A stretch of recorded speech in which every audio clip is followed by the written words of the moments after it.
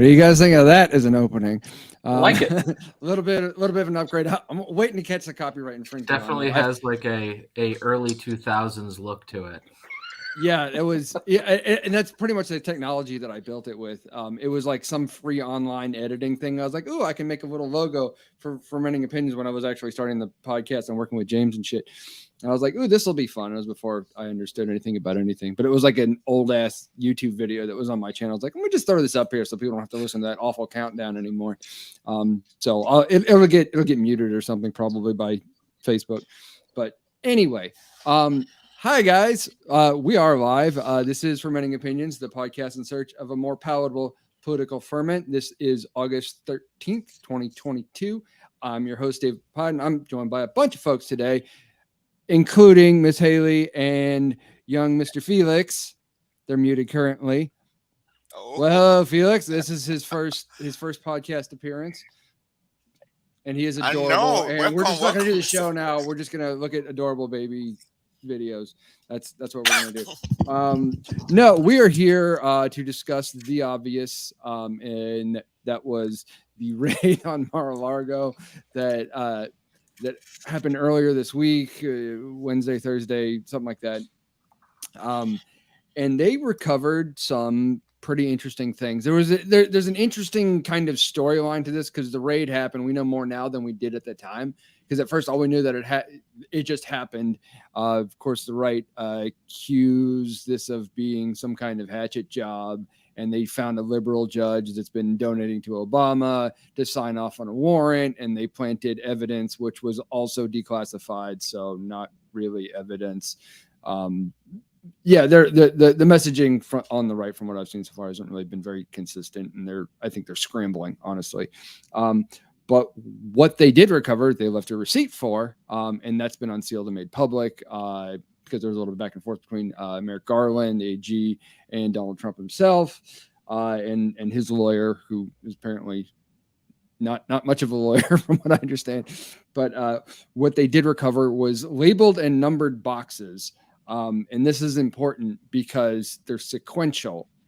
So certain things that were obviously missing from the White House records because it's like A1, A2, A3, A9, A10, A17, A18, A19, so on and so forth. So there's like very specific boxes that were conspicuously absent. So that's kind of like the first red flag for the fact that this stuff was missing, if anybody was curious about that.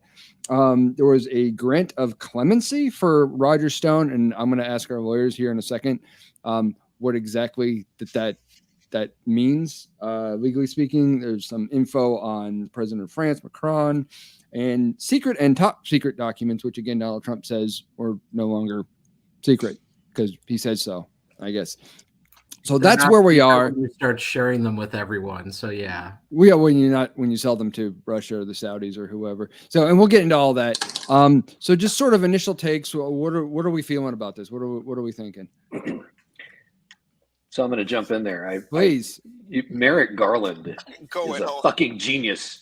Do not fucking play cards with Merrick Garland. He's going to call your bluff every time. Like, what a beautiful move. He stood up, said, "Hey fellas, hold my beer." I got a statement to make. So I am totally impressed with that move. And it's interesting that, I mean, when he threw down, he basically made it clear that the former president had the documents that Merrick was about to petition the court to unseal. The president, it was within his right to publicize this from the beginning, and he chose not to. Yeah. So I think this is the DOJ really kind of saying, don't come after us. We are smarter and better than you. The other thing that I'll say, for months and months and months, and you follow me on Facebook, I have lamented for 6 months or more. Your friends on Facebook are fucking hilarious, by the way. And I hope they watch this. Be like, hey, God, I was on here talking shit about you. And they're true believers. Like, they're true believers. Clearly. It's so anyway, I'll circle back to that. Go ahead. Sorry. No, it's fine. I've lamented for 6 months that Fonnie Willis in Fulton County, Georgia, was so far ahead of the DOJ. And then suddenly the announcement from Trump himself, by the way, comes out that Mar-a-Lago has had a search warrant issued and executed. And suddenly I'm like, holy shit, like maybe the DOJ isn't behind after all. And they are literally that disciplined. And you come away from that thinking, man, these people know exactly what they're all about. And by the way, just one other thought. I don't mean to dominate the conversation. I'm Owen, by the way. Nice to meet you guys. Yeah. One of the criminal statutes that was listed on the search warrant was the statute concerning espionage. So it is not an improper statement to say that federal authorities are investigating Donald Trump for espionage. And it is fucking inconceivable to me that Republicans from even 5 years ago would have rushed to defend a situation like that. And yet here we are. It's like bizarre world. Okay, back to you guys. No, you're good, man. I please say something about this? Can I please say something about what Omar just said? I currently work for a military contractor. Okay, I work for Lockheed Martin. Before that, I work for BAE System. I have a security clearance. I have 10 years in. I'm about to apply for my top secret. If I had any other document that Trump has, the top secret, compartmentalized, the safe stuff, like the really things of very few people can see, I will be in deep bottom of federal jail. They will bury me so deep, okay? My family would not know where I am right now. Seriously, what this man did, it is unfucking imaginable. Excuse my French. Who's anybody who's in the industry right now? Listen, my people are they're losing their shit. Because one time I happened to plug a USB into a classified, secret clearance, and they gave me the riot act because I'm not supposed to have that USB in there. It's just classified, not that secret, just classified, right? Now, if I was to even go into a SIF with a USB, my life will be turned upside down. Literally, they will be investigating every connection. I'll be begging for my life. What he did is like the most insane thing. Like anyone with that kind of access other than Trump would not be free right now. They will not be free. They will be in jail right now. Okay. I try to seance the right-wing friends that I have. Well, I shouldn't call them right. It's pejorative. Some of my conservative or Trump supporting acquaintances, I'll say, butter emails, right? I really want to hear somebody address why those things are not the same. Can somebody do it for me? I'm telling you, it just people who are in the industry are losing their mind that this man had these documents in an insecure area where without a safe that's been certified by the DOD, without anyone guarding this stuff, because you cannot have that stuff anywhere outside securely safe area. And he had this thing in his basement, in boxes with the fact he's still free amazed me. So I agree with Daniel. He's still free for the same reason why he gets away with everything else, and that's simply the wealth do not get punished the same way as we do. But on top of the idea of the skiffs and people violating it, military officer had TSSCI, have had multiple clearances that are above that, and we have sent people home for walking out of rooms with notes. Like, you're deployed, you're overseas. Anybody who knows anything about the time it takes to get people home should know that if it's severe enough that while we're overseas, they violate it by taking notes out, and we send them home the next morning, lets you know how important it is on other sides. With all their clearances taken, with all of their, many of them with demoted ranks. And a lot of those times, it was literally just someone who walked out with their notes, but you're like, yeah, sorry, buddy, you can't take notes and bring them out here. It bears mentioning that the basement room, apparently the reporting is was unlocked. While that room has a lock on it now, that as of the most recent visit by the National Archives people, and apparently somebody from the DOJ had gone out to Mar-a-Lago, they actually said, man, you got to put a lock on this door. And prior to that, it was completely unsecured. I'm speechless. I mean, Yeah, even you the have to lab wonder is too. certified I'm by- David. Go ahead, David. There may be a delay. He doesn't have great service. I'm sorry. You're I fine. may be cutting it now. I'm David White. Glad to meet you. Glad to meet you guys. You have to wonder too. A basement in Florida. I mean, I mean, it's a miracle that they're not completely mildewed and moldy beyond recognition. I can't imagine a basement and on the beach. You know, that's beachfront property. You know, who stores anything, much less classified material, in a basement on the beach in Florida? You know, but anyway, I don't know if you've hired. I just read just a few minutes ago that he's come out with a statement where he said he basically equated just taking work home. It was just work that he was taking home, like, you know, like the stuff you take home in your briefcase to work on at night, and that he had a standing order. That was exactly the words. That anything he took home was declassified. So, you know, his story jumps around. I didn't do it. It's not there. Well, it is there, but it's not classified. And now it was classified, but it became declassified when I took it home to work on. You know, So and just like Obama David did, said, Obama they're did the same scrambling. thing. right.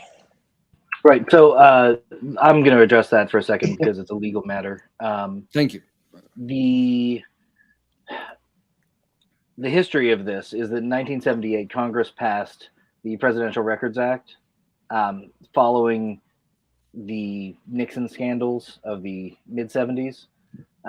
Basically, what it did was it gave specific procedure and authority to the president to classify and declassify documents. It also said that all of the president's papers, and that means everything, if the president doodles on a napkin, that is a presidential record.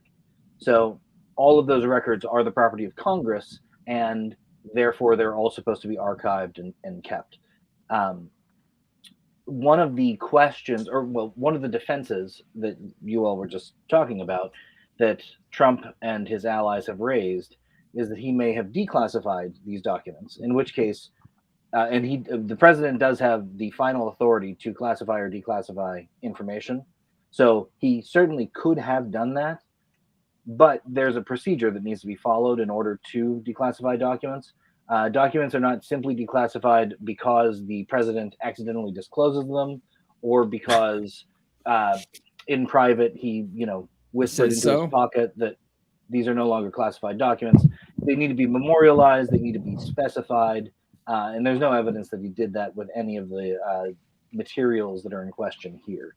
So the declassification argument doesn't hold any water. And as soon as he was no longer president at noon on January 21st, then he was. Yeah, that sounds right. Then he no longer had the power to classify or declassify. So it's really a red herring, and it's something that's meant to. It's trying to blur the lines between what his actual powers. Well, it's obfuscation. Yeah, and I mean that's pretty much the entire, and the fact that they could not figure out in which direction to obfuscate, I think, is what makes it the most obvious. That the initial narrative was this was a hatchet job. The FBI showed up to plant evidence, and at the same time, you have Donald Trump saying, "Oh, well, it was already declassified." How could you be fair? Planted evidence? I understand what you're saying, but in the defense world, it's common to have multiple lines of defense, any one of which could be a defense to whatever you're accused of, but all of which cannot be true at the same time. Yeah. So, I mean, like it's the jughead defense. But yes, when it's not uncommon for people to do things like this, even in court, even in legal matters, criminal matters. So, yeah. The GOP, the FBI planted evidence, also the GOP, but all that evidence that was planted was totally declassified. Right. Yeah, that's basically what I'm getting at is the fact that it's a common can't theme, be right? Both. Yeah, it's a common theme. Antifa were the people that right. It was really a January 6th, but they were all beautiful people, and Donald Trump loved them. Yeah, go home, we love you, Antifa. Right. Probably not, but yeah. So, but this is this is normal, right? And there's always a distraction. That's why I brought up the butter emails and how is this different and stuff like that. So I don't mean to contradict you. I understand what you mean when you say normal. What you mean is this is the new normal. This is the Donald Trump. This is Trump world normal. Yeah, this is post-fact reality. But this is not epistemic crisis. This is actually not even remotely normal. Like so I'm a screaming liberal voice in Texas now, but I haven't always been a liberal. As recently as 2012, I donated almost $1,000 to the Romney Ryan campaign. Like there was a time in college when I scheduled my college classes around Rush Limbaugh's radio show. I'm sorry, I'm just full disclosure. I have made a moral progress, a dramatic shift to the left, and I'm far happier with my politics today than I was. But try to imagine Mitt Romney acting recklessly with top secret, even if it's not SCI material, just classified documents. It's inconceivable. And the radicalized far right now is unique in all of our history. Like we're really in unprecedented times. And I just try to imagine Ronald Reagan behaving recklessly with classified material. You know, it's inconceivable. It's inconceivable. Oh, and here we are. Here's the problem with everybody who continues saying it's not normal. This has been our normal for 6 years. Okay, I concede that to you. So the first year he was elected, not normal. Second year, not normal. This is now the new normal. It's completely wrong. It's still screwed up. It's still horrible. It still should never happen. But it's been 6 years, so we can't keep saying this is not the normal thing. This is normal since he has evolved onto the screen. I think it's important that that's a great point, Haji. And the reason that we need to stop, we need to change our perspective on that. And by we, I mean the people who are not part of this new normal, because look at what has happened to the GOP in the last 2 years. Just look at the people that they're putting forward here in the 22 in the midterm elections. Look at the number of conspiracy theorists. Look at the number of, and also a lot of it is targeted. This isn't just crazy people being crazy. This is, let's put the people who don't believe in the sanctity of elections into Secretary of State and similar positions in state governments where they're going to have direct oversight of their state's elections. So I do think it's important to look at this as this is the way it is now. And it's not just Trump is an exception and an asterisk, and you can kind of push him over to the side and say, well, yeah, that's different, but everything else over here is still the same. That's the new system. That's where the right is coming from, and that's what's going to be happening going forward. As long as we try to say it's not normal, we have no way to fight it because we keep trying to make the statement assuming it's going to bounce back to the old normal. And it's not. So I'm right with you on there, Jay. We have to fight with the idea of this is what's become normal and how do we get it back to the way it should be. So I don't disagree that this is the new normal. I mean, I get that, but there are a handful of Republicans out there with honor and conscience who are speaking out. And we know that others who are pretending to be the faux outrage, we know Kevin McCarthy is capable of telling the truth about Donald Trump. We just know he's not doing it. So and that's because everybody who speaks out against it either is not getting reelected, Cheney, or has decided that they're not going to run for office anymore. Yeah, that's how it goes. Now, because of the rat fucking of gerrymandering that goes on, you have these districts, whether or not it's the Senate or whatever the race is, you have these elected officials. Their only real concern is getting primaried by someone who's more extreme in their own party. So they have to maintain a level of rhetoric and everything else that I think truly, at least some of them know better, but they have to play the game this way to stay in it. Otherwise, there's going to be some up and coming, more mouth foaming lunatic who is going to replace them in a primary because they don't have to worry about anybody from the other side of the aisle. They only have to worry about, what's on their own end and appealing to, the most extreme excesses, within those districts. I wanted to read this before we move on. I wanted to read this. We've got a Twitter follower, or not Twitter, but a Twitch follower, y'all. Yeah, this was I broadcasted Twitch. I don't really fuck with Twitch, but this is hilarious to me and also awesome. So, Logical Robot, thank you for your comment. I'm just going to read it out loud because I am like Ron Burgundy with the teleprompter. Someone outside the U.S. looking he's in the UK. Whose feet do you put the blame at? The GOP, Fox, Don Jr., QAnon, Queen, Marjorie Taylor Greene. That's a whole rabbit trail.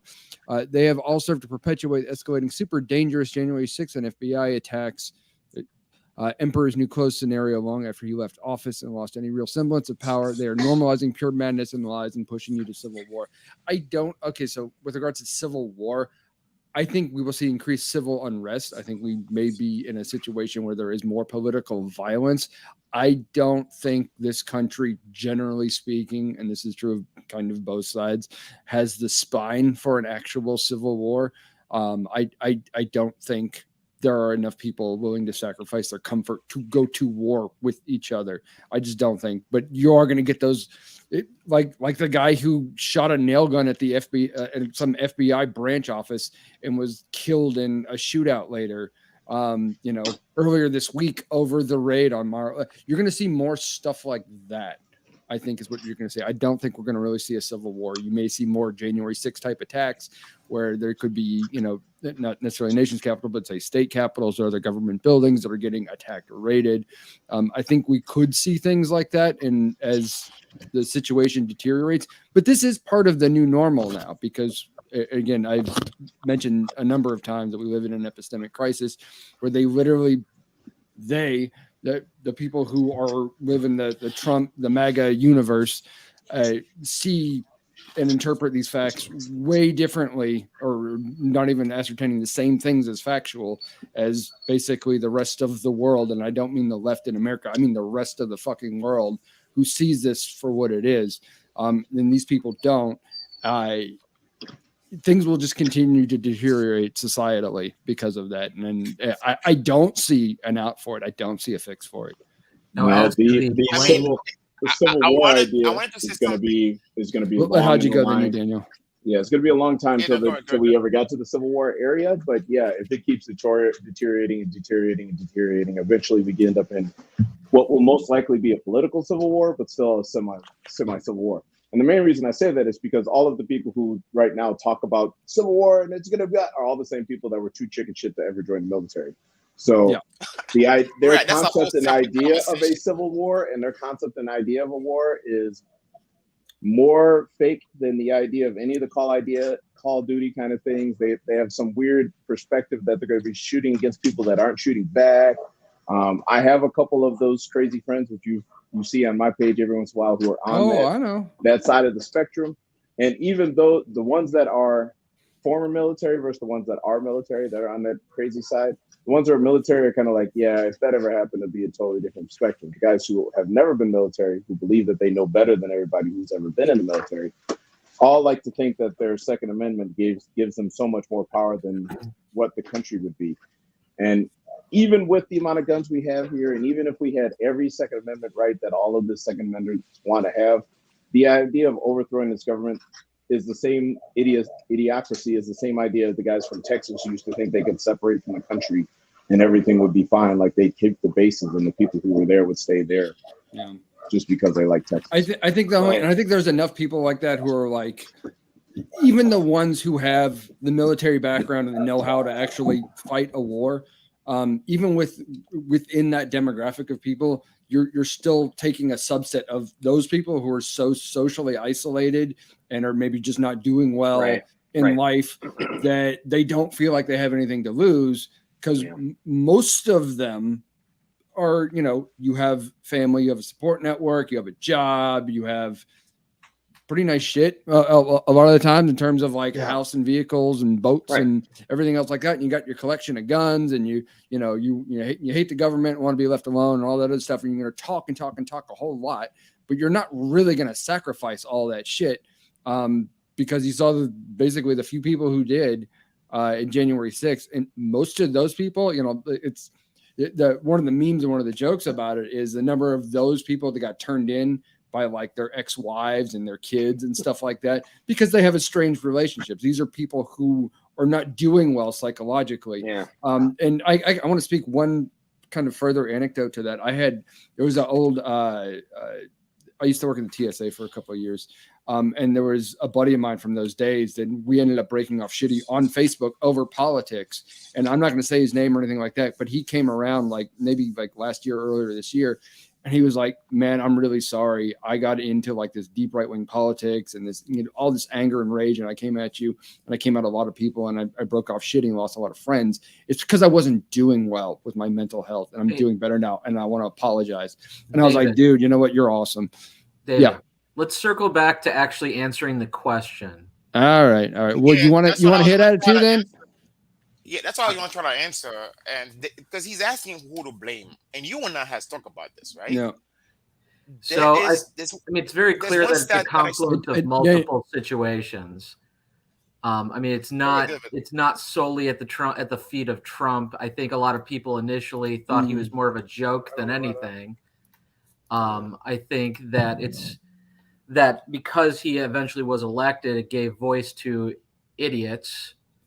And that has, taken off. And I think that because he tried to push a certain narrative, that allowed crazy conspiratorial voices to also have a perch to start talking about all this garbage. I mean, it's sort of like an avalanche in some sense, like a little bit of snow, a little bit of rock slowly gathers, heads downhill, and becomes a force. And that's what we have here.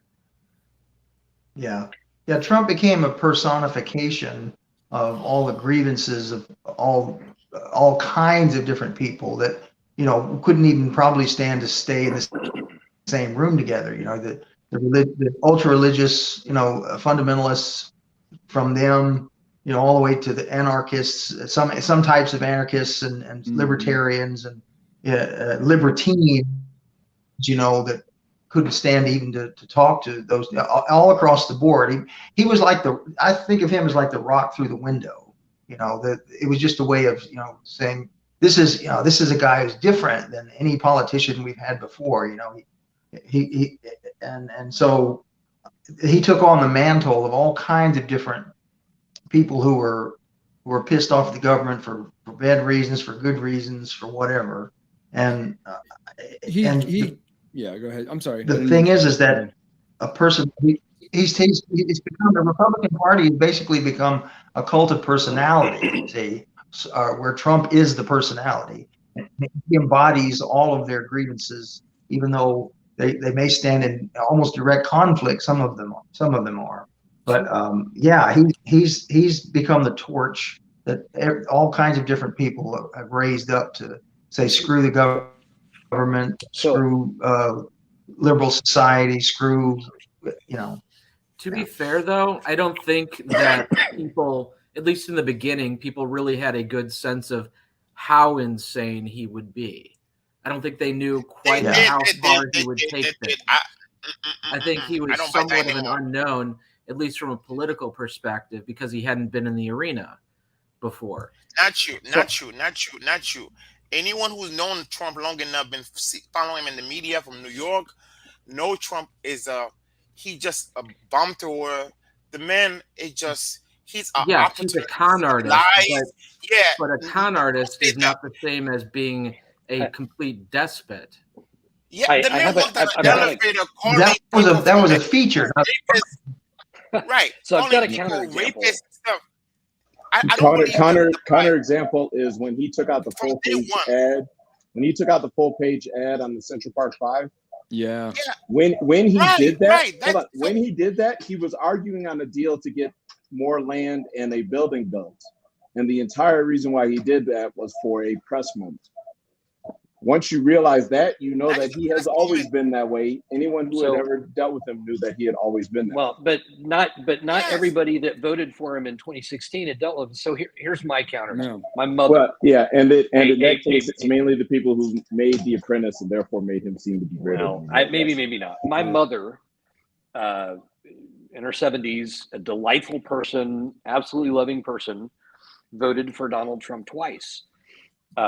She is appalled at his behavior. She thinks that he should be held to account. She's never going to vote for him again.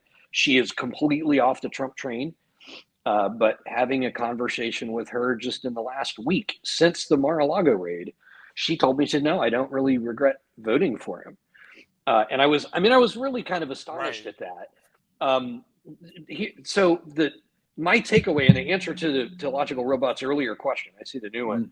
The answer to the earlier question is Trump basically gave voice to a substantial number of people on the political extreme right who feel disaffected. And shame on us for not realizing that many disaffected people were out there, that they're willing to sign up for QAnon, space laser, fucking Italian Venezuela vote shifting bullshit. Like they're willing to check their critical thinking at the door in favor of anything that confirms their biases. And I didn't realize just how bad it was on the far right. I never realized that, not even when I was on the right. I would say shame on us for not really having understood that before. But we get it now. I would say that is ignoring the way that the Tea Party rise.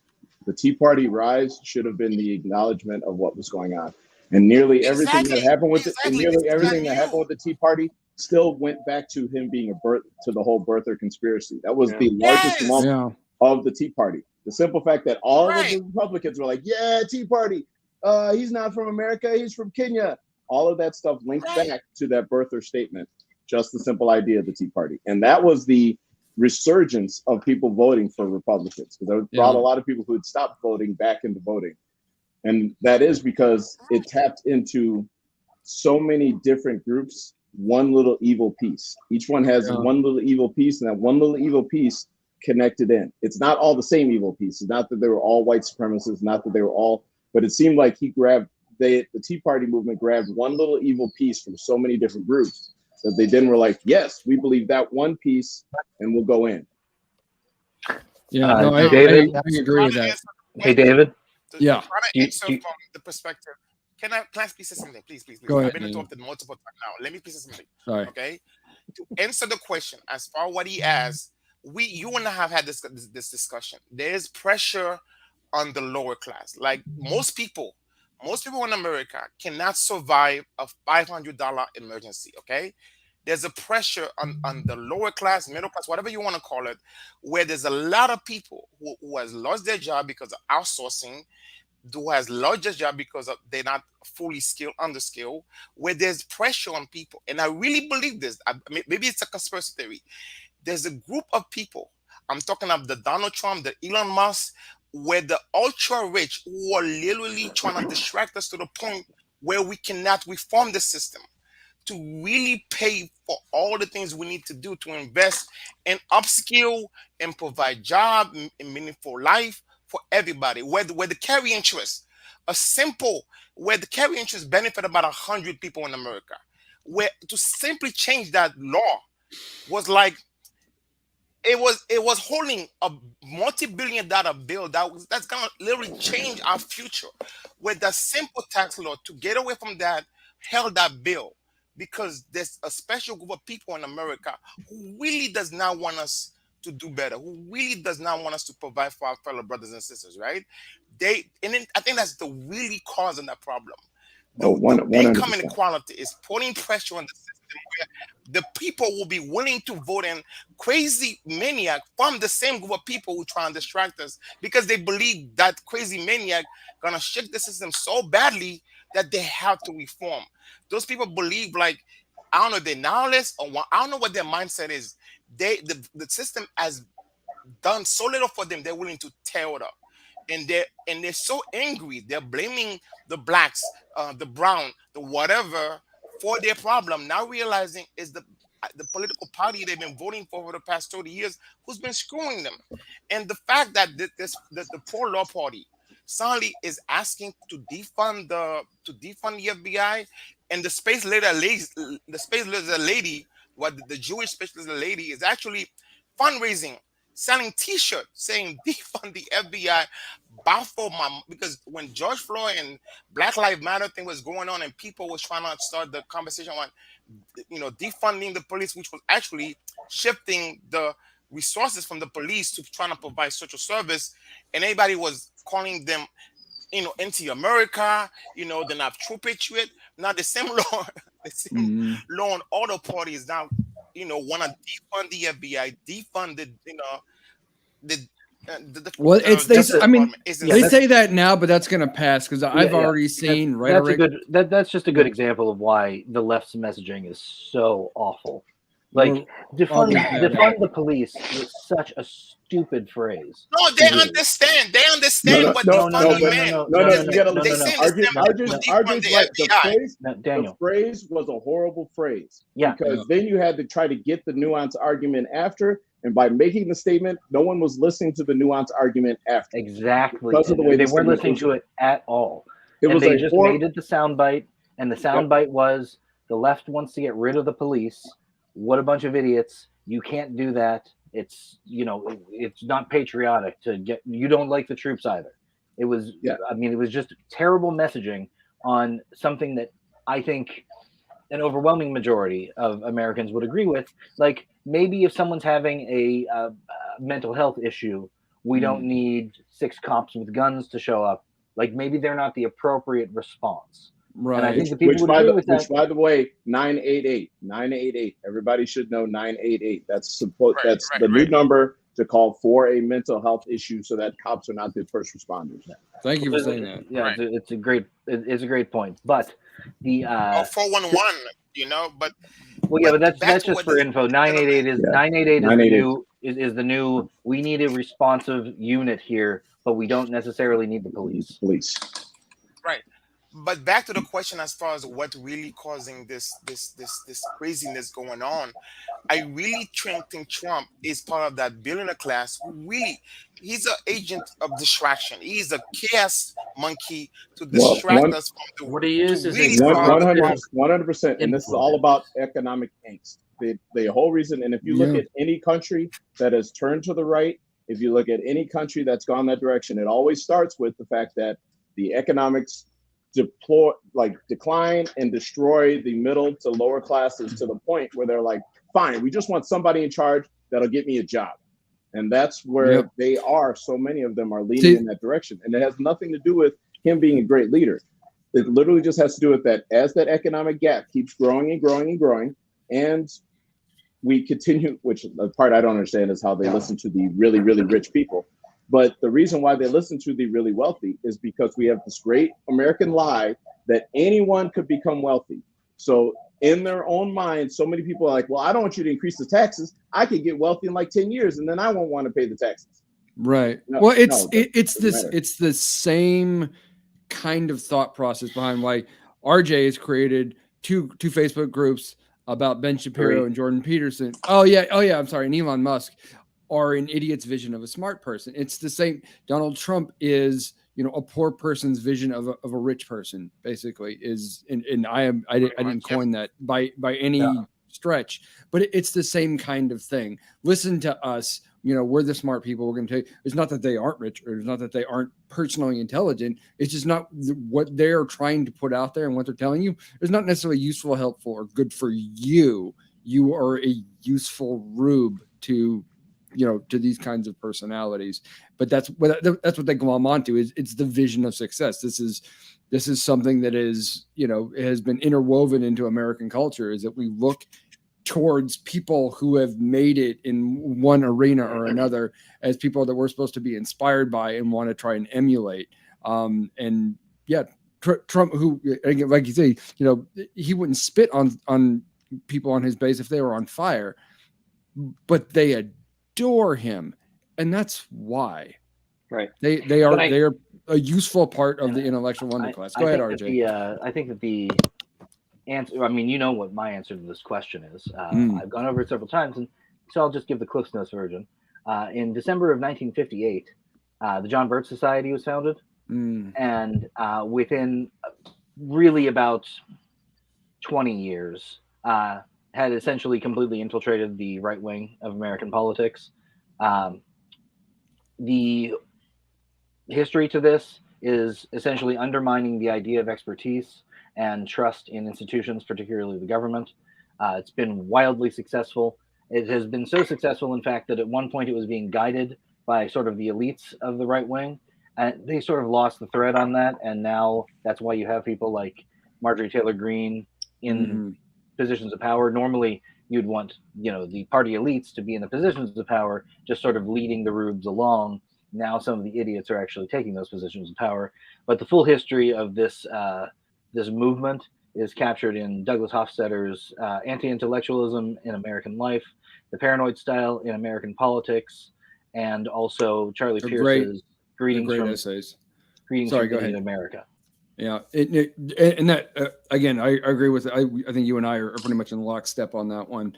In addition to that, when you have the Marjorie Taylor Greenes and you have the fact that they've lost the thread, and this isn't just about Trump, and that this is the new normal to kind of bring it back to kind of where we're going in politics, and saying yeah Trump, he does criminal shit, and no one wants to believe that it's possible, and that it's all just this giant conspiracy to get him because Orange Man bad. Like that's what they're always going to believe, no matter what any of us say, no matter what the facts are.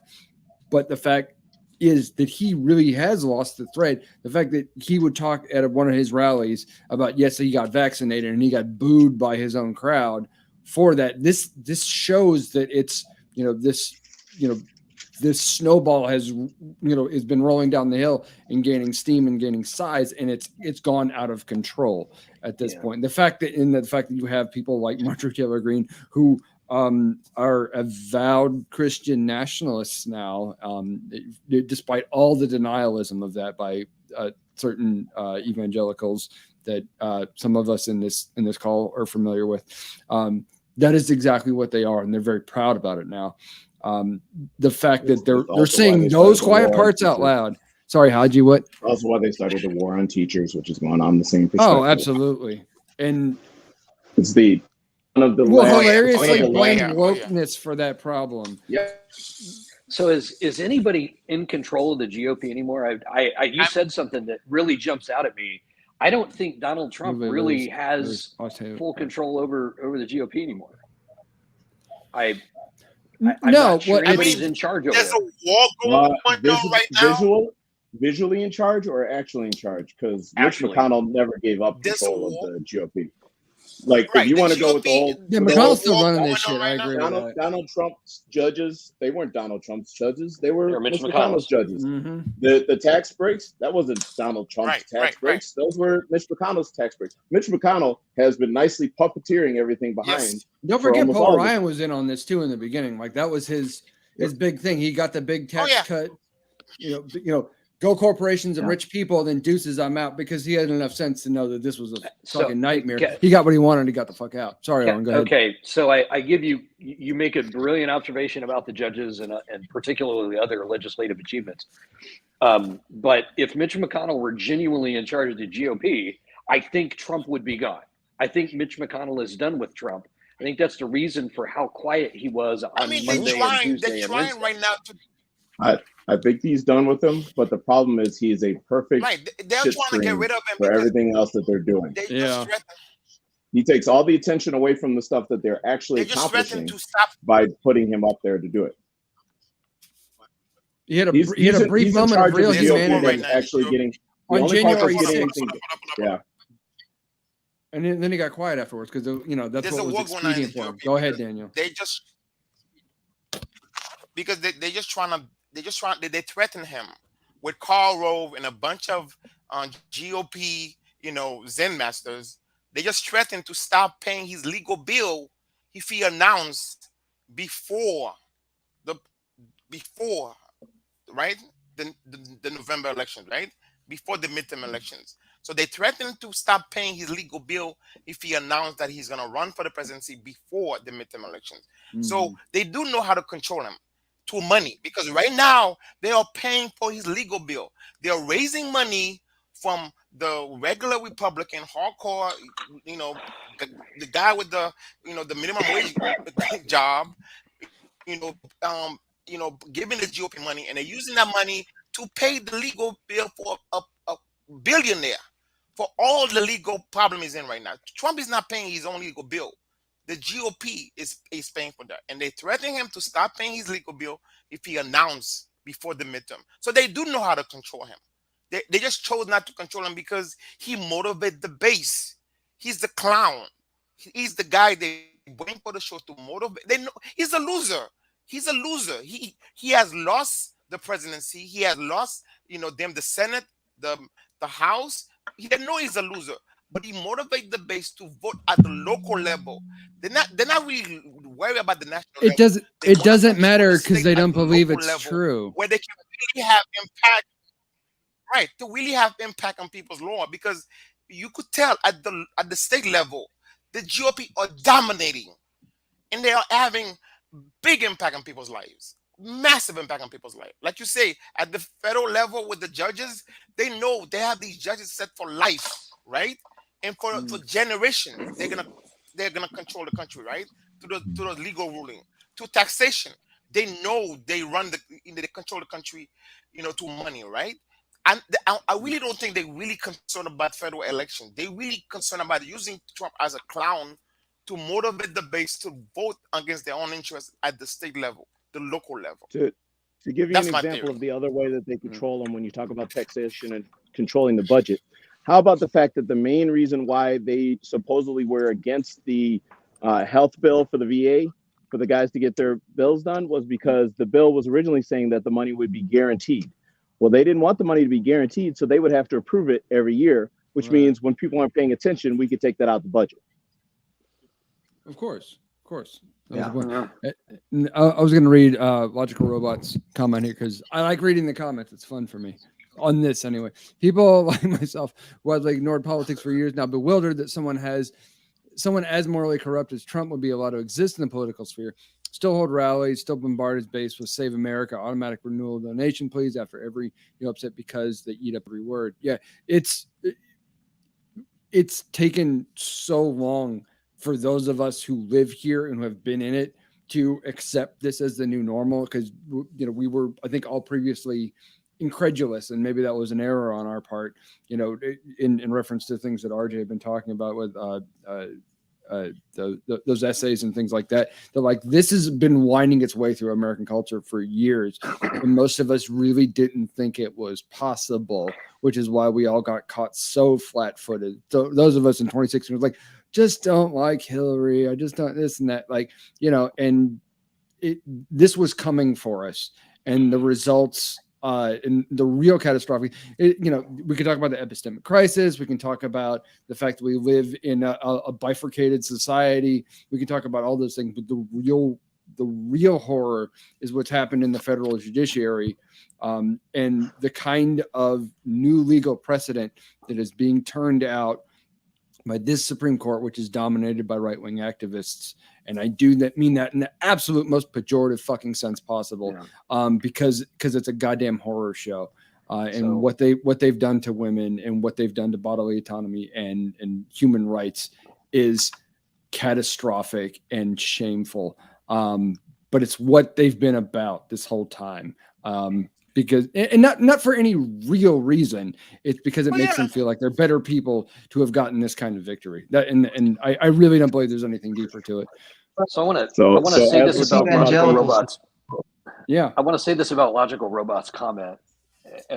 He said, I assume it's a he. Logical Robot, you have widely not followed politics for years. My undergraduate degree was in political science. I am a political junkie, and I've followed politics my entire life. And I'm even more surprised than you are that Donald Trump could be a thing.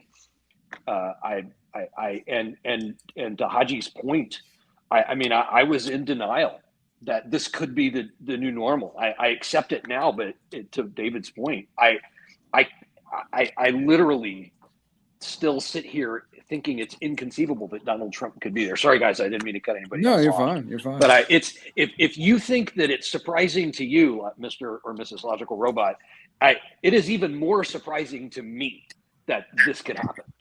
Okay, I just to piggyback on that, I wasn't surprised that Donald Trump won. I actually really wish that I knew about Predict It right before the election, because I actually thought that Dave remembers this was like I remember. I remember the exact I got message bullied and yelled at because I was like, I think he has a legitimate chance to win, guys. You were like, guys, I think he's gonna win, guys. Yeah. And I remember the exact message in whatever little fucking messenger group we were in, and I'm like, no, she can't be. And then you were right, and I was like, God damn. Which is why I now take investing advice But from you know, and so like, you know, like some point that was said earlier was like, shame on us for not realizing that like there was these, you know, large swath group of people and there was tangent about the Tea Party. But I mean, yeah, I mean, I think like we realized we just didn't like. There's just a very big sense in America of not turning out to vote. Like America has ridiculous voting percentages, and so like we can all see, you know, a big old group of screaming people or whatever. But I do think that like another point that's been made during this conversation is Trump galvanizes people to vote. And that happened. Yep. And I mean, it's not that we weren't aware that there was this huge group of people that had the grievances. I just think that, you know, as a country that I don't think has had a majority turnout of vote, and by majority I mean 51% of eligible voters voting. I don't think that still hasn't happened, right? Has that happened? We're over that for presidential elections. 2020 was 2/3. 2020 was 2/3. Okay. Yeah, it was still, enormous. Yeah, still only and that feeds the, you know, the election fraud narrative, because the voter turnout was so high that people are incredulous that people could hate Donald Trump so much that people who otherwise don't like politics, don't like the Democratic Party, would come out to vote against him. It's actually interesting because I have certain conservative friends very strongly don't want Donald Trump to run again, because they know of the opposition, because they know how unpopular Biden is, because he's not been doing well, you know, in the polls, and that he's had a great week, don't get me wrong, but like not doing that well in the polls. They figure he could easily be beaten by a Republican so long as he's not Trump, basically. And I say he because Jesus. I mean, so I got a terrifying question for the crowd here. So I was ecstatic to see the Mar-a-Lago raid, search warrant, execution, whatever you want to call that. Yeah. But is it like David sees this, Daniel sees this, some of the people that are on my Facebook wall, I have quite a number of conservative people on there that comment, a couple of them prolifically, and they're true believers. And they're both insisting now that the Mar-a-Lago raid has fully energized the Republican base and has guaranteed Trump a win in 2024. Yeah. I'm really sort of dismissive of that because I think I think both of those guys have severe Trump fatigue and they're just trying to spout the party line. But is it conceivable that they may have a point? Like, is this like Donald Trump is in a shit pot full of trouble? That dude is literally has the walls collapsing from every side. He's got civil lawsuits against him that could be seriously damaging. He's got the civil stuff in New York. He's got criminal stuff out of Georgia. He's got multiple grand juries investigating him. And by the way, like all the stuff that I thought that he was going to be pursued for, this isn't even January 6th shit. System, yeah. Right. Like this stuff about the records and being investigated for espionage, like that's completely brand fucking new. Like it just got way worse for Donald Trump. So I see the lawyer getting ready to talk about this. Like, Donald Trump has a lot of legal problems facing him in the next 18 months, and Fani Willis doesn't give a fuck. And I'm telling you, too, Merrick Garland didn't give a fuck either. They're coming, and I think the raid proves it. The question is, does this rile up his base? I don't know. I don't know the answer. His base. Yeah, before you go legal, it does, and the main way that it could is if for some reason he went ahead and endorsed DeSantis, Republicans all vote. Oh, yeah. Oh boy. That's what Republicans want. Hey, DeSantis, would you give me a pardon for whatever I'm about to get convicted of? Okay. Oh, shit. Ron DeSantis is my boy. That was interesting. Ron DeSantis is the next president. So wow. I think that's heavily plausible, honestly. Yeah, especially if Trump goes down over this. We've seen that Trump doesn't particularly get along with DeSantis, and he's an incredibly petty person. So I think that there's not a great chance that happens, but it's an interesting idea. I think that the problem with the question is that this has been the milquetoast line for the center right, like the old school, your grandpa's Republicans. David Brooks comes to mind. He wrote an article the other day about how this raid on Mar-a-Lago is bad because it's going to increase Trump's popularity, give him, another grievance axe to grind. And I mean, the problem with that thinking is the alternative is to simply give him complete immunity from consequence. So I think that the fact that there was a raid on Mar-a-Lago underscores how seriously this is being taken. Because I think that the people who are making those decisions, Merrick Garland in particular, are serious people that care about things like history and care about things like, we shouldn't be using our current political power to punish our political enemies. I don't think that's how. I think that someone like Merrick Garland has the integrity to say that would be abhorrent. So I agree. The fact that they've gone to Mar-a-Lago after negotiating since at least March over this, by the way. I don't think they were asking. This has been an ongoing negotiation. The only reason the raid happened is because a third party informed the FBI that Trump was still in possession of a lot more information than he was being forthcoming with. Yes. And would not turn it over. So, I mean, this is the sort of thing where, sure, it is possible that Trump will use this to his advantage long term. The short news cycle, it's tough to say, right? Yeah. This has only been a few days. Will this matter in November? Tough to say. But I think that the alternative is simply giving him immunity from consequence. And that's just not something that we can do in a society that prides itself upon the rule of law. I want to hit on one thing just real quick. Daniel, give me 1 second, sir. And again, because there's perpetual whataboutism, you could it's as reliable as the rising and the setting of the sun. People, when they talk about raids and things like this, there are some people who are trying to draw parallels between this and the Breonna Taylor thing of a no-knock warrant, no-knock raid. This was not a no-knock. They showed up at the door with the warrant and they handed it to Trump's wife. I can't remember her name. It was like, hey, we have this. We're going to come in. And they were like, oh, okay, yeah. This isn't them people with guns kicking in doors or anything like that. And I just wanted it because we were sort of talking about this. Yeah. That has been a thing I've seen. Oh, are you for raids or are you not? This isn't a no-knock warrant. I just wanted to be very explicitly clear about that. So right. But anyway, the one thing people keep failing to notice is the fact back in June, the New York Times, Washington Post reported on that. Back in June, Trump lawyer signed, literally told the archivists, the people asking for this document, that Trump turned over everything, that he has no secret or top secret document no more on Mar-a-Lago. Like you say, someone in his inner circle called bullshit on that, right? Yeah. And gave the FBI detailed descriptions of what he had, where it's at, and how to go get it.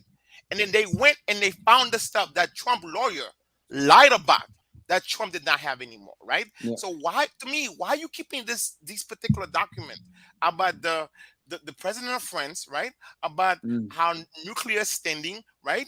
It felt to me, like I said, you and I've always speculated that this felt to me like he was trying to use it as leverage to buy favor from the Saudi, right? Or the Russians, right? Where the fact that his lawyer lied about this, said that he turned over everything, and then the FBI called bullshit on that and went and found the stuff that supposedly he said he already turned over. To me, that's culpability, right? Because that's what you lie. You say you don't have these anymore. Your lawyer signed documents, professing to that, and then we went and found the document you claim you didn't have in your house. Again, I do not understand why this man is still free. Right? Yeah, no, well, it's the thing. It's like I said at the very top of the show. The boxes of the things they recovered were labeled alphanumerically. there are specific boxes in sequence that were missing out of order. It's as obvious as you can get that something was missing. It doesn't take a shitload to put together. Put two and two together. When Trump left office, that those things were boxed up and taken with him. So, go ahead. Question. It looks like RJ dropped out. I was going to ask him. He's in the little back rooms. All right. So here's my question. I am not former military. I've never held a security clearance. I've never worked for the national intelligence establishment or in anywhere in Homeland Security or in any of that domain. I've always been a civilian. I understand that the president has broad authority to declassify things, but I also understand there's a process through which that happens. And according to the reporting that I've watched, according to the reporting I've watched, none of the things that in this sort of case have been marked unclassified. And I from something I watched on one of the news shows last night, sometimes declassifying a specific document can take months because lots of things have to happen and records have to be created and each document has to be stamped that it is now declassified and so forth. David, real quick, add RJ back. Oh, okay. Was he asking on private chat? My bad. Yeah, if you just want to mute yourself, you can mute yourself. You don't have to kick yourself out. But anyway, go ahead. I guess my question is it one of the reasons Trump and his minions now in the media and on social media are saying that he declassified all of this stuff. None of this is, he can't really be prosecuted for any of this. That's all an attempt to muddy the water. Yeah. But from a legal perspective, just to be clear, is there any shade that he can throw on himself here? Is there any gray area where, maybe he's not prosecutable for this? Well, he might not be. If it were me or Daniel or you, this is an open and shut case. We're fucking going to jail. But for him, is there? Oh yeah. Yeah. So the short answer to the question is no. The only way, the long answer is prosecuting an ex-president for having possession of secret documents that were part of that president's administration does sound a little dicey when you say it out loud. They might just be securing the documents. There's no necessary evidence that he's going to be prosecuted for anything. The fact that they listed 3 separate laws that they were investigating on the warrant is necessary in order to have the right to search a person's home under the 4th Amendment. The fact that they're investigating those crimes does not mean that he will be prosecutable. But in terms of whether or not these documents were classified or not, unless he can come up with some sort of documentation as to the specificity of the declassification of these particular documents, no. The Supreme Court has contemplated the idea of a president thinking about declassifying something and whether that would suffice, and it doesn't. There is a process to it. Now, of course, the counterpoint to that is, well, this Supreme Court hasn't gotten to look at that, and that is true. But under everyone's understanding of the way that classification works, these documents were not declassified unless, again, if he declassified them, then he declassified them. He would have to show that he did that. There's a paper trail. Yeah. There'd be a memorandum. There'd be a memorandum of some sort. There would be, and also it's that specificity that I don't think is going to be there. Because could he declassify? I don't even know if Stone's clemency paper has any classification. I doubt it. It does not. Yeah, that's just something that he took as a memento. That was his pardon, right? Is that the correct understanding? Yeah, it's the letter that he application for it. Gotcha. Yeah. So there's nothing really that's actionable there. That wasn't I've got something in the wings for the next thing you do. Yeah, okay. That's a presidential record, which means that it's not Trump's. Right. That's the 1978 Presidential Records Act. But so this is the question, and I think that's your point. I think I honestly wish we hit that in the first 10 minutes of the show. the idea that he has this, just because he has this shit doesn't necessarily mean that he's prosecutable for it. It's like, you have it, you're not supposed to have it. We're taking it back. But now it does open the question, why did you have this shit? Like, what were you doing with it? It's been a perpetual issue for him to muddying personal and public documentation. Like, that's an area that I deal with very commonly, especially with legislative officials. And so, I mean, oftentimes these people will think that a document that is in their private possession is not a public document, and that in fact is not correct. Anything that is basically producible, that is produced during their action, I guess their act as an elected official, generally, unless it follows a legislative privilege or some sort of security related matter, is going to be a public document. And if you've noticed, like, I think there were some videos or photos of him tearing up documents and flushing them. So like he's been actually actively destroying public record, theoretically. So the Presidential Records Act doesn't have any criminal penalties, right? It's just I don't know. Like, you can't do what it. I can tell you though is that he is actively damaging his record, and that is the reason why. That is one of the reasons why they want to swoop in and protect these documents, is to prevent him from destroying them. Makes sense. The fact his lawyer lied to the FBI when they asked if he had these documents, and they say they don't. That is lying to the FBI. That is a crime. Lying to the FBI is a crime, because they falsely reported not having these documents, right? And then the fact that they went and found the document, again, his lawyer said they did not have these documents. When they directly asked them, do you still have top secret document at this location? They say no. Then someone informed the FBI that he still had them. Then they went and found them. To me, again, his lawyer lied to the FBI. So that's a crime. That is a felony to lie to the FBI. I just got a question. Right? I just got a question. He said he didn't have them, and he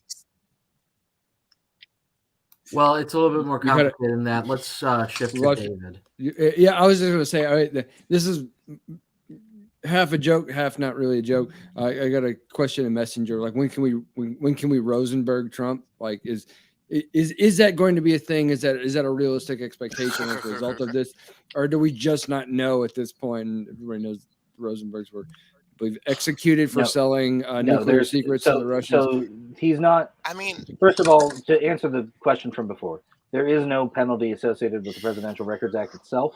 The Presidential Records Act simply established that the records of the president, which again, if the president doodles on a piece of napkin, that is probably a presidential record, is the property of Congress.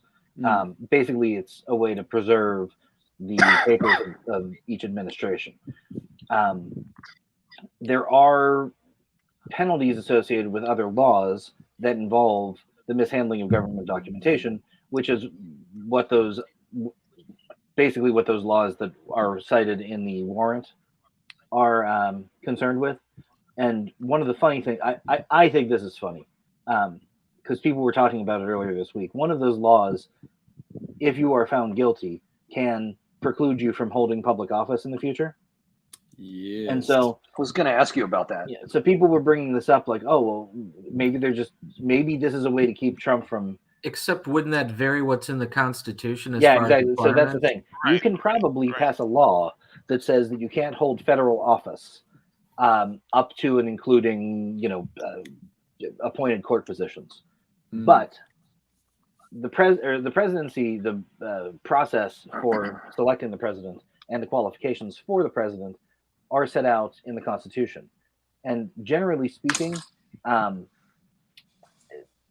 if the Constitution says, here's how you do something, it is assumed that the Congress itself does not have the power to change that without modifying the Constitution rather than just passing a law. So it's very likely that if that fight ever did come up, that it would go to the Supreme Court, and the Supreme Court would say that portion of the law can't be applied. It's not applicable. It needs to be struck down because the Constitution tells us how we select our president. You can't add another qualification in there. So a lot of people have said that, but no less a person than Lawrence Tribe, Harvard, has sort of taken the opposite position, and he kind of disagrees with that, and he believes that when you look at original intent, you look at some of the discussions between the people that framed the Constitution, that there are historical artifacts that might suggest that they believe that Congress could do other things, at future times if they thought necessary. So anyway, Lawrence Tribe says a lot of stuff, Owen.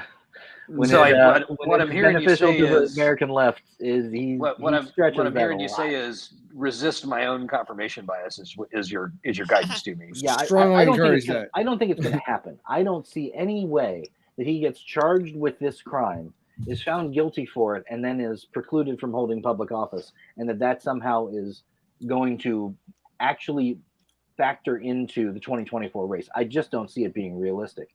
However, since it is part of the law, I just bring it up to say, personally, I think that gets struck down as unconstitutional 8 days a week. Okay. Yeah. Now with this Supreme Court that we have, they're going to stay. Well, yeah, especially that. Yep. Oof. Well, hell of a day. Yeah. So, yeah. We talked about Merrick Garland and. Oh, David, we're losing him. Yeah, you're in and out, bud. Hey, if you want to write what you're saying as a comment, I'm happy to read it. He's kind of in the boom. Yeah. Well, I'll try again. They're talking about Merrick Garland and the poker player analogy was used, and how you don't want to play cards, and I think what he's doing is just and right and brave. But the guy has to be losing sleep. I mean, I'm going to be the first attorney general to take a former president to court to prosecute him. I mean, it's one thing to investigate him, to send in the goon squad and get the stuff that the stuff that's that he stored, the classified materials. It's another thing. Am I actually going to charge him? Am I going to drag him into court? And then what? I mean, is he convicted? Once he's convicted, what are we going to do with him? Can he run? Can he not? Could he run from prison if he wanted to? I mean, this is completely uncharted waters. How this is going to turn out? It's outer space is what it is. It's how in the world is this ever going to turn out? There's a million ways this could go, and they've never been done before. Yeah, it's uncharted territory for sure, and I think that kind of trepidation may have existed prior to the era that we're in. The earlier conversation we were having, 30 minutes ago about this being the new normal, right? In the old days of the GOP president or the Democrat or whoever doing whatever, like normal politics of the era of the last 50 years prior to this, whatever, like you're right, someone would be like, I'm seriously going into some wildly uncharted territory, but like it's Donald Trump. It's like in the same sense that they wanted somebody that wasn't like a president like we had before. He's not that. I wouldn't have the same level of trepidation of pursuing somebody like that, because he's not like those other people. He's not like what the previous conception of that office was supposed to be. That's one of the reasons why he is loved by his base, is because he is not part of that. He's not been part of that perception. But I think in the same stroke that works against him prosecutorially. But that's my opinion. If I was Garland, I wouldn't give two shits. But I think he has I'm to not do Garland. It. So I think he has to do it. In my view, like I've never been more terrified for the future of America. I think Donald Trump is the biggest threat to American democracy since probably World War II. And we are perhaps two elections woke away professors. From literally what about the woke professors in the left? Well, we are I think 2 elections away from this democracy being dead effectively. Yeah. And the first of those 2 elections is less than 3 months away. And so the stakes couldn't be higher. If this republic is to be saved, Merrick Garland's picking up this torch and carrying it might be the last gasp to try and save democracy. So it's not a lost cause, because I think there are plenty of Republicans with consciences who are simply being quiet, who are simply going along for the ride, trying to stay in office, right? Right. And because they're terrified of the base. And there, a handful of them have stood up. And so I know they're out there. So I think what potentially happens here is witnesses start to flip. They start to make deals. And I think that if ultimately someone, if it's a Mark Meadows or if there are a number of people who could do it. Let's say Rudy flips, or somebody flips, and he would have to be looking at like life in jail or something like that. Right. Like he's got to really be truly screwed. It certainly has to be a significant prison sentence, and I think it's achievable if you start to flip the right witnesses. And I think a Ron DeSantis would have a very, very hard time coming into office after that and winning re-election if he issued a pardon. If he issued a pardon, that is. I don't know about that. I'm not that optimistic. I think if he comes in, pardons Trump for which is why it's been so important to see like Southern District in New York or something like that, like those kinds of jurisdictions pursuing him rather than something that's on the federal level.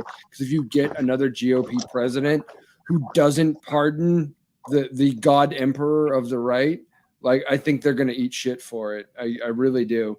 But it's to pardon him and let him go on his way, and anoint him for his continued political success amongst the right. Like it would be for that purpose. He would be looking for the golden parachute. If Trump really got in real legal trouble over whatever this is or something connected to January 6th or whatever it is, like we're not there yet. Because again, I think it's good to be honest about our expectations. Like we don't necessarily know.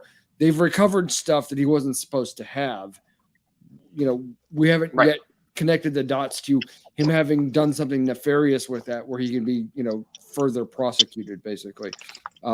So again, I'm going to be the Adams ruins everything guy with politics. Like it's not necessarily like it's fun. He got raided. He's upset about it, and all the whining and the memes have been great this week, but like, don't get too excited about what this is just yet. Cause again, there's a lot of Republicans, a lot of people on the right are happy to see Trump anoint somebody, step down. If he gets in trouble, maybe he's gonna catch a pardon from them. He'll go on his merry way. The right will be very happy. If Biden is still an unpopular president, he stands a strong chance of losing to somebody like DeSantis from the right. It's again, if somebody wants to bring this up after me, but because I am a consummate pessimist with regards to politics just generally anymore, but like that's my general perspective on how this could play out. So I want to go back to I would agree, and I'm gonna go with you on the simple fact that as long as if he get convicted in Georgia, there's no pardon for him. Right, that's what I'm saying. Like, for a state, if he get convicted crime, in Georgia, yes, there's no pardon for him.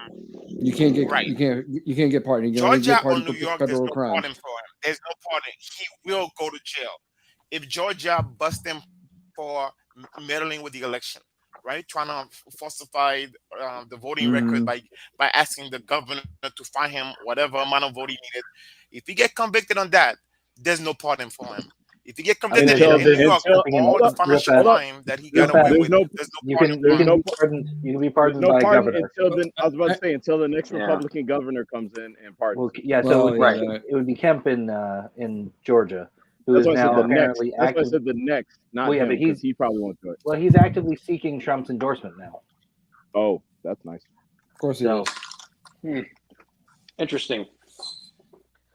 So I want to go. Here's the other part of this. If you are truly semi on the left perspective, you have to realize that if Trump doesn't win, we still get if Trump doesn't run for president, we end up with a Republican president. As long as if Biden runs against anybody that is lining up to be the next contender as a Republican president, Biden loses. Yeah, I think there's. I don't know. I think there's a strong possibility for sure. We just lost somebody. It's too early to say that. People were saying that about Obama, Clinton. it's too early. I mean, a million things could happen between now and that next election. Right. People were saying that about Bill Clinton. They were saying that about Obama. Dead in the water. No way he's going to get reelected, and they turned it around. So yes, there are 27 months between now and the 2024 presidential election, and I'll say that the 3 months between now and the midterms is already an eternity. There's a long time. Here's the problem with that logic. Nobody voted for Biden. No. The great majority of the people who voted for Biden, myself included, I didn't vote for Biden. I voted against Trump. Mm-hmm. He fulfills very little things that anybody in the Democratic Party wants, other than the Democratic establishment. He is literally the same as Hillary, except for the fact that we got to see that Trump was bad. Yeah, it's interesting. I not only have I done this, but I've listened to other podcasts recently where people have debated Green Party candidates or Green Party supporters.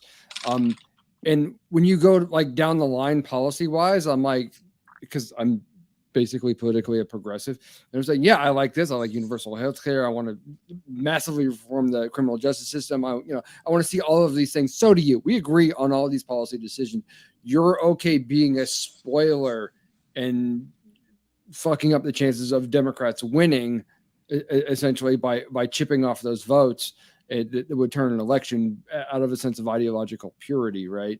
I seen that, and I did a podcast where I talked to a guy who's a comedian who was all about that in a swing state. Like, you want to be all those things, but like, we know what is so much worse. Like, and we're living with the consequences of that. Like, I can only reaffirm how bad it is. And with regards to Biden, for myself, for pretty much any other person who is a progressive politically, like, we're not really a fan of Biden at all. We voted against Trump. That's what we did. We're not Biden fans. We're not Biden. He's had a good week. Don't get me wrong, but like, and I am happy with his judicial appointments. I certainly am, and I want to give him credit for that. But like, generally, no, don't really like Biden. Which the one? Yeah. The pro-life judge that he appointed right after Roe v. Wade got attempted to be the most. I didn't hear what you said. I'm sorry. I'm interrupting. One more time. Say it. Send it as a comment if you're not coming through well. Biden. Say it again. Man. Okay. Biden has tried to be. Can you hear? Yeah. Yeah, we can. Go ahead. I'm so sorry. Try again. Hey, come to my house. Biden has tried to be the most progressive president. He's submitted the most progressive legislation and since I don't know, LBJ, I think Nixon was actually left wing, and when it came to certain social policies, the fact that he's been foiled though is purely a matter of politics in the Senate mostly, and if he can manage to squeeze out a few more victories like the ones he's got this week. And if inflation comes down, and the things that things could really turn around for Biden. Biden could really come out of this smelling like a rose. You just don't know. Okay. Politics is you just never know how things are going to turn out. Biden's best option is Trump running against him. If he's really going for a second term. Let's go down the great idea that he's a progressive, or that he's been doing it since FDR. All right. If he continues to call Manchin and Sinema his friends while they turn down the bill that he supposedly wants, he's not progressive. The bill that you're talking about that got denied the first time got voted against by the 2 Delaware senators who are 100% his line. So obviously he did not have them in their pocket, which means he didn't really want it to go down. He put it down. If we want to talk about him being a president and just having president control, okay, so whether or not you agree with the student loan or not, he completely could write off the federal side. That's within his power. He set up a committee. The committee said that it was okay within his power.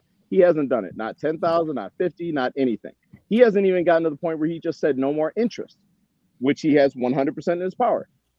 He right now in the VA, they are prescribing CBD and parts of marijuana as a medical assistance. Why is it still Schedule 1, 100% in his power? there are a lot of things that he has full power over that he could have decided that he decided not to, which are his 100% goal. And that's why you can't claim it on the, like, he gets stopped in Senate. If he had sent people to go against Manchin for all the arguments that he has been giving them, he has never said anything bad about Manchin. He has never asked anybody about Manchin. If you look back at LBJ bullied his senators into signing those bills. That's why a lot of them switched parties afterwards. So if that was his true motivation, he could do it. It's not his true motivation. He has no true desire to do that. And it's not that he's failing, because he doesn't really care if it happens. I can appreciate like 99% of that, but okay.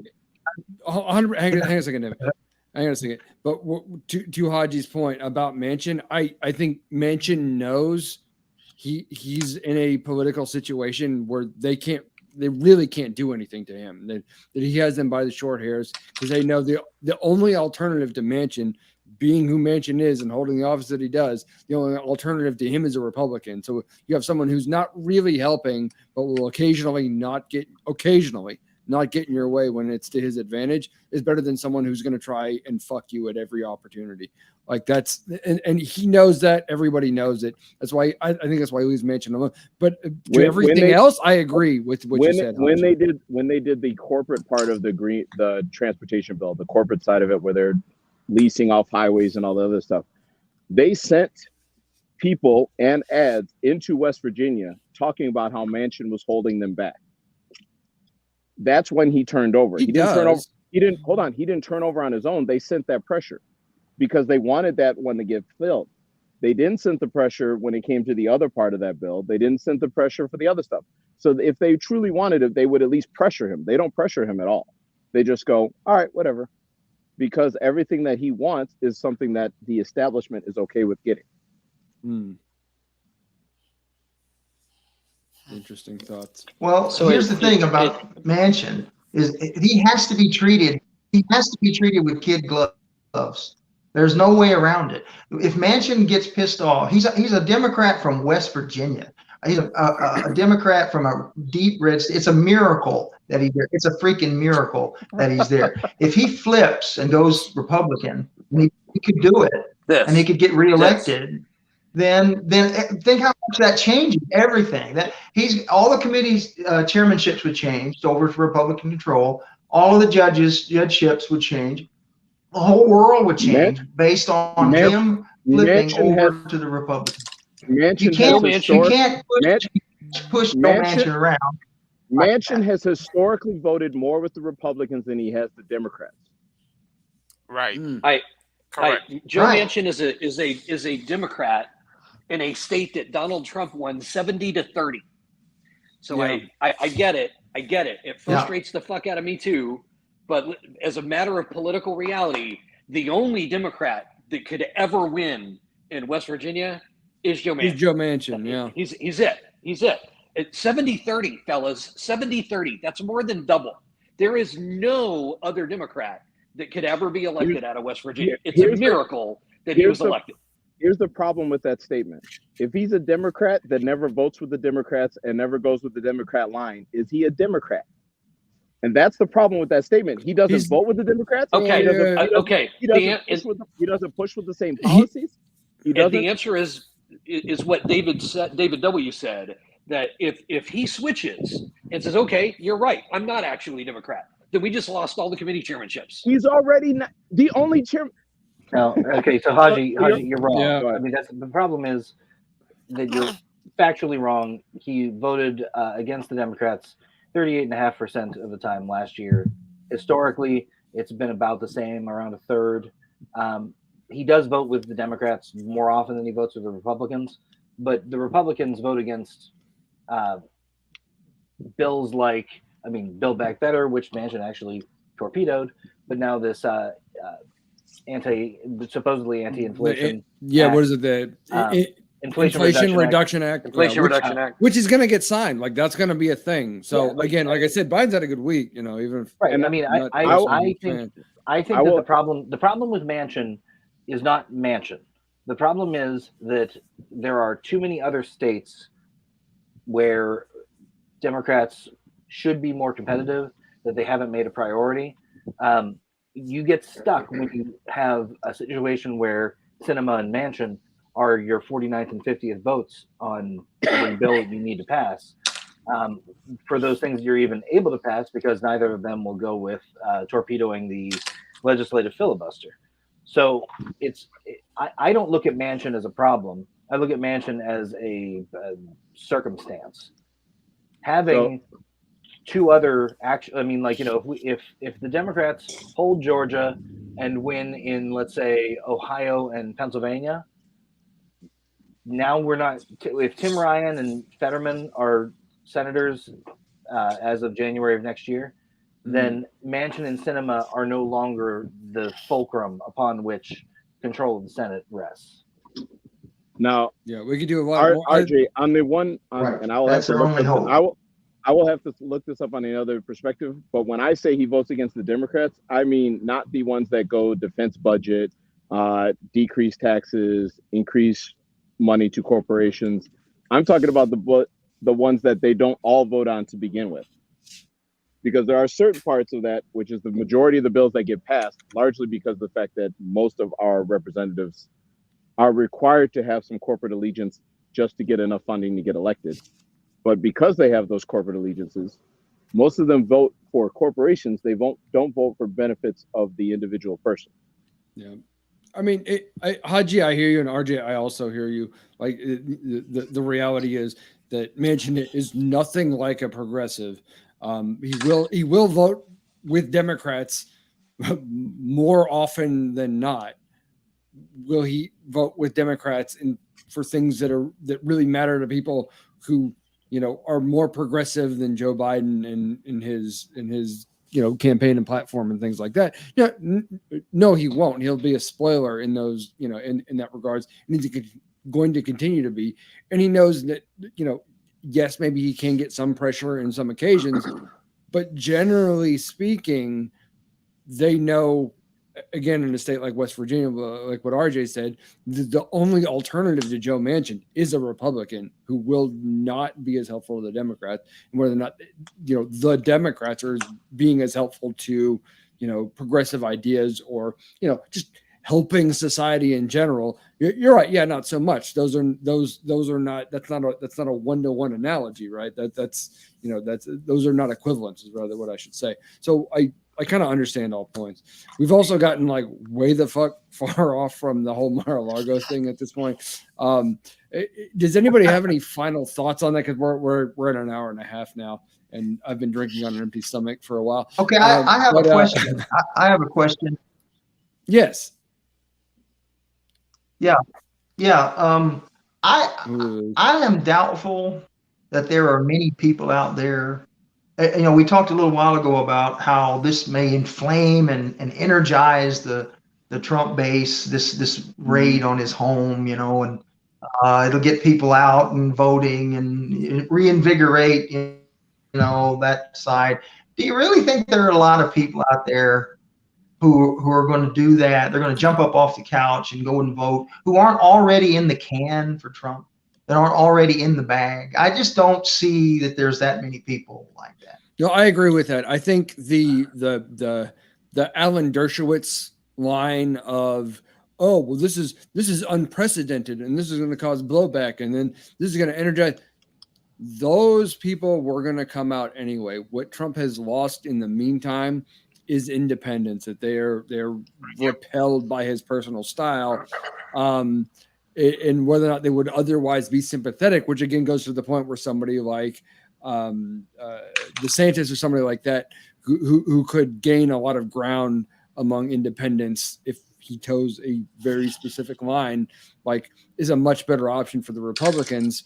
But yeah, either way, it's going to cause blowback because this is going to seem as not prosecution, but persecution by the left. And I've already seen the narrative. I've already seen the comments and the long bloviating Facebook posts and things like that, well, when we get power again, we're going to do this and that. We're going to go after Hillary Clinton over her emails in Benghazi and blah, blah, blah. Like, and all of the things, they're going to go after everybody they think is currently on a partisan attack line against Trump, basically.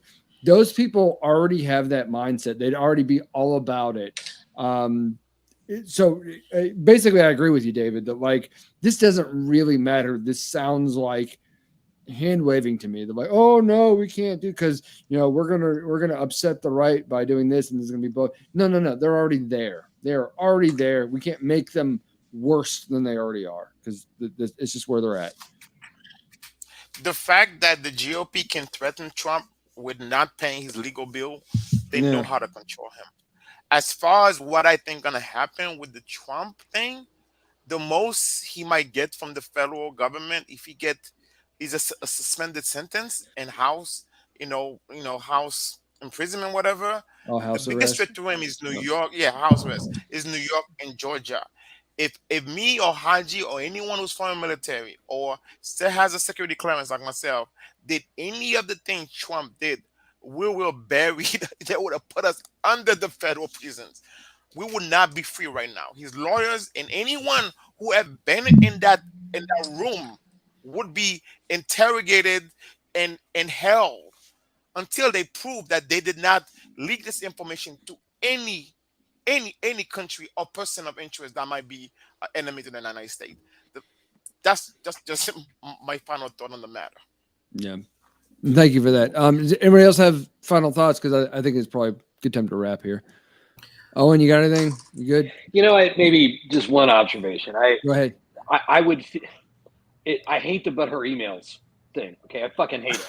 Yeah. But how nice would it be if they didn't have that to say? Sure. But they do have that to say. Again, it was like this was.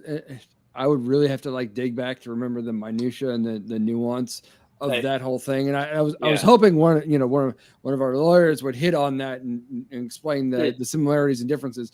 That didn't happen, and that's not necessarily the conversation got away from it. We are facing self-inflicted wounds from a lot of directions, right? Stacey Abrams said that the election in Georgia was illegitimate. I understand why she said it. The messaging was a disaster because the nuance needed to happen after the statement. Yeah, right? that's true. The emails, right? There's nuance there that needs to be unpacked, but it's there. And that's a self-inflicted wound. The defund the police, that's a self-inflicted wound. Agreed. We keep fucking killing ourselves when we have brutal arguments for our political opponents. And they smugly throw a one-line reply out there. The problem is that people are generally not as sophisticated as they need to be to make these nuanced arguments and understandings. I don't disagree. I feel we give Republican reason to justify their stupidity and their wrong vote. They are voting for these people. They're not morons. They know Hillary email thing was a no nothing burger. They use that to justify voting for a freaking racist fascist. They know what they're doing. They know. Stop giving them excuse saying that Democrats sell this. It's bullshit. They want a fascist in the White House. They want a knockhead. They want a concentration camp of people. They want these things. Stop giving them reason by saying Democrats. That's bullshit. We know this. These people want these nonsense. They want this. This is what they want. Stop giving them. Stop giving them excuse. I hear you, man. No more self-inflicted wounds. No more self-inflicted wounds. That was my point. The only clapback that's really capable there is that Donald Trump was president for 4 years. He had 4 years to pursue criminal charges against Hillary Clinton for having an unsecured email server. He chose not to. Don't get mad about it now. Right. Ask the question why. It was DOJ's. It was their findings at the end of that, which more or less cost her the election. That again, after the fact, that she had this. It was unsecured. We don't really think anything's going to really bad happen to her if she's prosecuted for it. So we don't have anyone who's picking up the case. Is what it came down to. I don't personally fucking care about Hillary Clinton. If they wanted to prosecute her for that and let that resolve in any way that it needed to, I'm fine with it. That's great. But they didn't. Trump, the GOP, when they controlled every level of government, especially from dog catcher to president, like nobody really cared anymore after the election, and that deserves to be not forgotten. Any other final words? Yes, one last thing, David. Yes. Fuck your hat. Yes. My hat's going to fuck you back, by the way, but you'll never get pregnant because I got a vasectomy last week. So, are you selling tickets to watch that live? Just vasectomy or my hat fucking Drucifer? Asking for a friend. Wait, what now? Oh, we're going to pay-per-view on this. Okay. All right. I'm done. Sorry. Don't worry. We're just fucking around. Yeah. It's an Owen, because you're kind of new to doing these. Basically, 99% of Drew's commentary is telling me to go fuck myself, insulting my appearance, and especially no. I never insult your appearance. I only insult your hat. Because your hat is like a snoozy piece. No, because you've done pictures of when I did the Movember thing, and I was growing a mustache for like men's health. Yeah, because you like posted a picture on purpose. I did look like a. So all I did was throw you in an orange jumpsuit in front of a prison. Yeah, that's good. There's a lot of love. I mean, it's fair. I need more of the memes, by the way. We got to get back to that. Anyway, it's good times. Hey, RJ, David? Final word, sir. Yeah, you want to let Haley back in? I would love to. But she's not in the thing though. Oh, she's not yet. Okay. She said she had to go because. No, I know that. She said she was coming back. Oh, because she would show up so there's like a backrooms thing, like a bottom bar. If you're running the show, if she shows up in there, I'm happy to put her back in. Right. But she's not there right now. Okay. No, yeah. Final word is. Yeah. See, told you. My final word is that. And Haley, they just said final words because I just jumped back on as well. I had to switch the laundry over. But my final word, and I'm sure that Haley will agree with me, is that the biggest thing that happened this past week, beyond all of the Trump stuff, is that the CFTC announced that it was rescinding its no action letter on PredictIt, and that the political betting site is going to be shut down on February 16th, 2023. So make your bets now. The midterms are still live. I'm up. Let's see here. What am I up right now? I'm up $1,348 on my November bets. So get your money in. I know. I need to go up on that too. That is the biggest news for me this week too. I lose $25 every year on fantasy football. That's about all I can stand. But these guys, Haley and RJ, we have like a little group chat that we still have going. Basically 90% of that is the kind of betting they're doing on PredictIt, which is making predictions on political outcomes on various things, elections, SCOTUS rulings, whatever. Like, it's a fun site. I don't have that money to lose, but you can make a lot of money on PredictIt if you think you're that smart. Bet against RJ. I promise it'll go well for you historically, which is to say that RJ is usually pretty good at collecting from people who don't chicken out and run away from him. Yeah. So Haley, what's up? Any final words on all this fun stuff?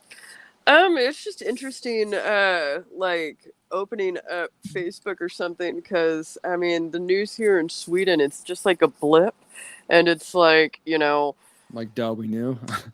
Well, and the way that it's reporting is just like, hey, this guy who is a con man is also stole a bunch of documents from the White House and has been caught.